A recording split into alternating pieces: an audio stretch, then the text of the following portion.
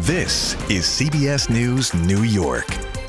Manners in the age of AI, more people using the tech to write messages and even dating profiles. But when does it go too far? An expert will weigh in for us.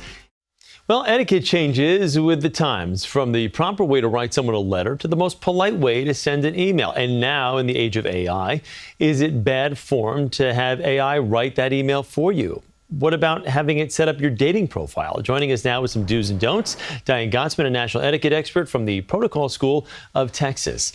Thank you for being with us here. So let's start with the workplace here. If we're using AI to help put together like a report or a presentation, what's the most appropriate way to do it and not be caught doing it? Absolutely. So if it's not original, you're going to cite your resource. So if you're using AI as one of the resources, you want to make sure and cite it. If you're putting it up on a PowerPoint on a screen, handing it to a client, you want to cover your bases. And you always want to verify your information. So just because it's out there and you've read it and it sounds great, you want to validate it to make sure that it's accurate. And of course, you're always going to proofread, edit, and make it your own. So it has to sound like you.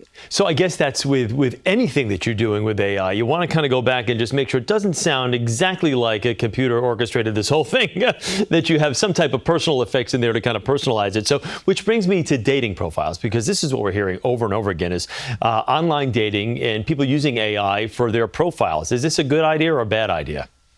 So I don't think it's an awful idea. I don't think it's a bad idea. I think you can use it to check your grammar, to check your format, to give you some ideas, to be interesting.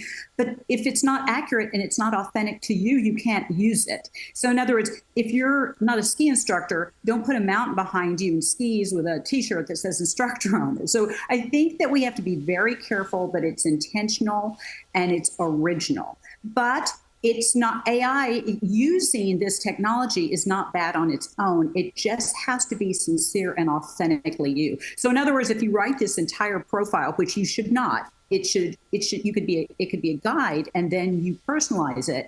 And it's words that you do not use. It doesn't sound authentic when they talk to you in person. I was going to say, once you have that face-to-face and you sound nothing like the letter you wrote, you may have a problem. Let's talk about some tough conversations, though, that can be hard for some people. Apologies, breakups, things of that nature. I guess there are some people that rather than confront that head on would just use AI to do that as well. Well, first of all, I think that hard conversations should be face-to-face, or at least they have to hear your voice if you're a long distance.